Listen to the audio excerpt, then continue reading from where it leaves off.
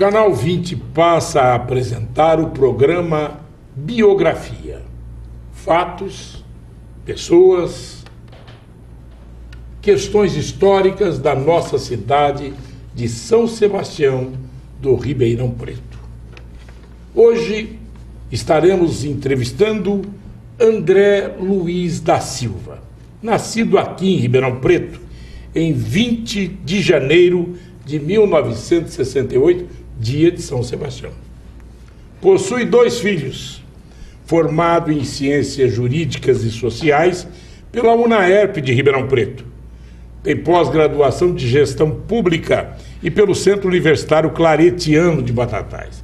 É servidor público municipal concursado, advogado, juiz de casamentos no Registro Civil do 2º Subdistrito, locutor radialista formado pelo SENAC de Ribeirão Preto, vice-presidente do Sindicato dos Servidores Municipais, aqui de Ribeirão Preto, Guatapará e Pradópolis, presidente do Diretório Municipal do PCdoB, integrante da Casa do Poeta e do Escritor e da União dos Escritores Independentes de Ribeirão Preto. É apresentador do programa Fórum do Trabalhador pela Rádio 79 e TV Tati. André Luiz da Silva, os nossos cumprimentos. Olá, Morandini, obrigado pelo convite. André, você nasceu em Ribeirão Preto. Foi de família rica?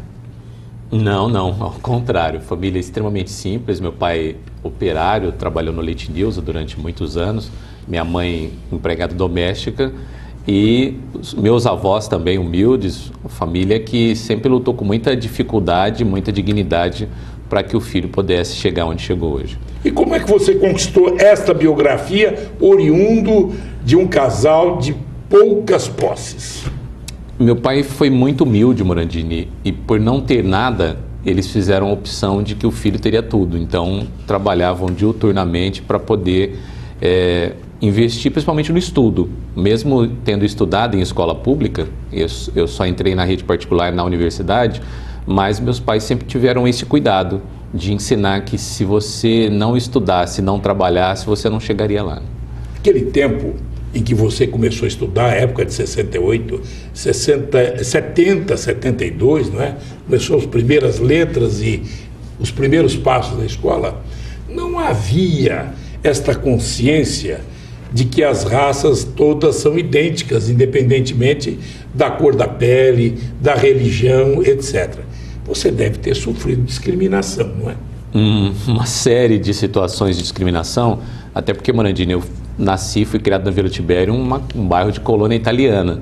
Então você tinha poucas referências negras, poucos vizinhos, poucos amigos. Geralmente na sala de aula era 1 ou 2 e geralmente eu era o único aluno negro. Muitos sim, alguns casos até marcantes, que acabaram sendo determinantes para essa minha luta pela igualdade racial. Por exemplo? Por essa mobilização. Eu me lembro um caso muito típico na escola. Riscaram o carro de uma professora e a inspetora de alunos chegou na sala de 40 alunos, foi revistar só a minha bolsa para ver se tinha um estilete. Esse foi marcante. Eu fiquei extremamente indignado. No intervalo, na época não tinha muro, era cerca nas escolas, né? Aí eu fui lá pedir para que alguém chamasse a minha mãe, e a minha mãe exigiu satisfação. Quantos anos você tinha? 7 ou 8 anos, muito novinho. Porque só o aluno negro que foi o revistado ali. E a partir daí que foi que eu aprendi a lutar pelos direitos. Acho que a presença da minha mãe foi muito marcante nisso, né? De aprender a lutar pelo seu direito. O pai era preto, a mãe também preta? Também. E explica uma coisa, e os alunos, como é que você convivia com eles, com seus colegas? Você tem uma série de piadas, uma série de brincadeiras. Talvez eu tenha sofrido um pouquinho menos que a maioria, até pelo porte físico, e porque como eu sempre estudei muito, eu contrapunha as piadas, as brincadeiras, eu sempre respondia. Você sempre lutou no mesmo tom, sim, sempre lutei. É inerente para quem é pobre, para quem é negro, para quem é da periferia, lutar é uma arte que você aprende desde cedo. Bom, dizem que as leis aqui são para todos, menos para pretos, prostitutas e pobres. Você tinha 2 componentes. Exato. E é interessante isso, Morandini, quando você fala, quando tem essa história das leis, Quando eu convivi com mais pessoas negras foi justamente na universidade, porque a maioria dos negros vão para o curso de Direito, pelo menos eu na minha época, né? Então, no curso de Direito eu encontrei muitos amigos também imbuídos desse propósito de fazer a mudança. Bom, e as piadas continuaram no curso de Direito também, né?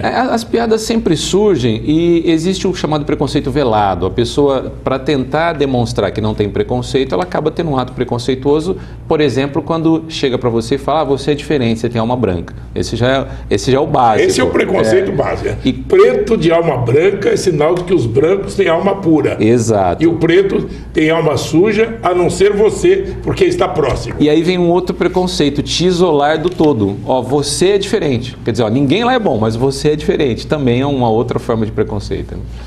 O André Luiz da Silva, na sua vida, na sua luta, e você logo já se impondo contra esta discriminação, você teve parceiros que o ajudaram a combater esta discriminação, esta forma de zerar o interior de um cidadão pela forma do seu corpo, da cor da sua pele? Nos primeiros anos a batalha é solitária. Com 19 anos eu comecei a participar do clube José do Patrocínio, que era aqui no centro da cidade, onde hoje é o prédio da UGT. Sim, e era também lá na Avenida dos Andradas. Exato. E foi aí que eu comecei a ter contato com outras pessoas, com a cultura afro. Vinham pessoas do continente africano, davam palestras, a gente interagia. E aí você percebia que você não sofria sozinho. Porque muitas vezes a criança negra, ela... Será que eu sou feio? Será que o meu cabelo não é bom? Será que eu sou errado? Durante muito tempo você passa por isso. Você liga o canal de TV no Brasil, o perfil que você vê, as apresentadoras são todas louras. Os homens bonitos na minha época eram padrão, era loiro de olho azul e moreno de olho verde. Tinha um caderninho que as crianças colocavam, né? As características da pessoa que você quer namorar. E você só entrava na categoria simpático. O fulano é bonito, o outro é lindo, você é simpático. Então você convive durante muito tempo com isso. Já na fase adulta você encontra outras pessoas e foi aí que hoje eu milito na UNEGRO, União de Negros pela Igualdade, que tem um trabalho nacional, nasceu na Bahia, hoje está em todo o país, lutando contra o preconceito, contra o racismo e contra toda forma de discriminação. Em Ribeirão Preto, nós tínhamos o Gueto, que era o Clube José do Patrocínio, na José Bonifácio, onde era o GT, tinha o Clube dos Pretos, e claro que quando do carnaval todo mundo se misturava, né?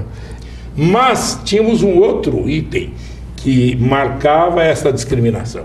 Na Praça 15 de Novembro, quando o footing era, para quem não sabe, footing é quando os jovens do sexo masculino iam no sentido horário, né? E as do feminino no sentido anti-horário.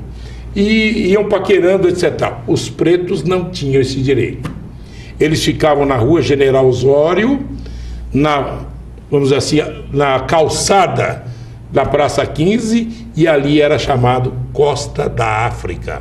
Próximo de onde é o Coreto hoje, né? Em cima de onde é o banheiro. Exato, o Coreto sempre foi ali, né? Então tocava a bandinha da PM ali, os pretos andavam pela General, ida e volta, e os brancos ficavam no Redondo, certo?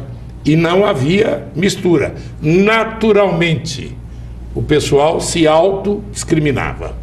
Eu escrevo muito sobre esse tema, Morandini, e hoje a gente passa para as pessoas. É importante essas referências históricas, até para você saber que a raiz já vem de longe, né? A coisa não é de hoje e que a gente precisa evoluir. Acho que é interessante. Recentemente, eu estive representando a Câmara em um evento em um clube muito famoso da cidade. Um clube em que no passado negros não entravam. Embora tivesse um convênio com a prefeitura para treinar atletas, e os atletas só entravam por um portão aonde a parte esportiva da prefeitura era conveniada com este clube. Para você ver como nós começamos a avançar. E havia um instrutor de tênis que era preto, era negro, como vocês se autodenominam, e que ele tinha autorização para entrar. Para nadar, não. É essa a Ribeirão Preto que precisa de mais inclusão. Mas a Ribeirão Preto, que você disse que precisa de inclusão, teve um ato em agosto de 1887 que aboliu a escravidão antes de a princesa Isabel fazê-lo. Um dos maiores legados da nossa Câmara Municipal, né? Legados, mas você tem que ver o outro aspecto, a quem interessava. Aos poderosos da época. Porque eles queriam importar a mão de obra europeia, porque, ou das Arábias, etc., porque esta tinha um know-how. E acabou sendo uma das cidades que mais recebeu estrangeiros. Exatamente, no Barracão, no Ipiranga. Mas ficou um marco, tanto na questão da abolição da escravatura, no dia 7 de agosto de 1887, como também, um ano antes, em 1888, aboliu-se aqui os laços com os nossos reis e passamos a ser república um ano antes. Existem atas na Câmara Municipal. É isso? Exatamente. Bem, André, nesse tempo de luta, nesse tempo de estudo, nesse tempo de debate, de corre, de trabalhar e de estudar, quais foram, neste sofrimento e nesta questão de você se indagar no que eu sou diferente, no que foi que lhe deu algum ânimo para continuar a luta? E se você teve muitos colegas e colegas do sexo feminino, o apoio e a consideração que você precisava? Morandini, na minha adolescência, eu sempre tive a vantagem, por ser muito alto, eu participava de atividades com pessoas mais velhas, as pessoas achavam que eu era mais velho. E eu participava na igreja de grupo de jovens. E foi aí que eu tive o contato com o método da igreja chamado Ver, Julgar e Agir. Um dos métodos... A igreja da Vila Tibério. Na igreja na Santa Luzia, ali na Vila Lobato, né, que é a continuação da Vila Tibério. O método Ver, Julgar e Agir foi apresentado à igreja a partir de Puebla e ele determinava, você vê um problema, você julga à luz do Evangelho e você toma uma atitude transformadora. E foi aí que eu comecei a também entender a importância da política dentro da vida da sociedade e que a religião tinha que ser libertadora e que você deveria fazer algumas intervenções para mudar a sociedade. Então isso apontou que eu estava no caminho certo. Eu recentemente na casa da minha mãe eu encontrei um artigo que eu escrevi no jornalzinho da igreja, isso com 14 anos, que eu falava que era necessário a gente participar dos grêmios estudantis, das associações de moradores, dos sindicatos de classe e da vida política. E acabei trilhando esse caminho, já estava meio que profetizando o caminho, né? Eu vou fazer um pequeno intervalo dizendo que o nosso bate-papo, a nossa entrevista está sendo captada pelo desenho do Arnaldo Júnior, que depois lhe vai ser presenteado. Que legal. Daqui a pouco voltamos com o programa Biografia pelo Canal 20.